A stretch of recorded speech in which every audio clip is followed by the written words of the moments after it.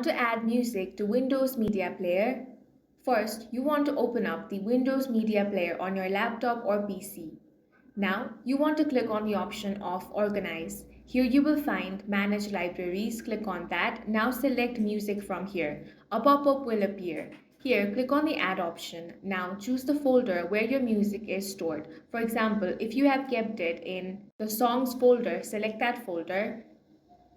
Now hit on the Include folder option, then press OK.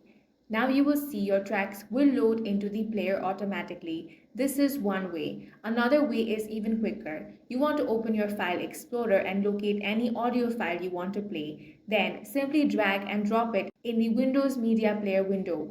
This file will instantly appear in your library and can be played right away. That's all for this video. If you found it useful, make sure to hit the like button and subscribe for more videos like this.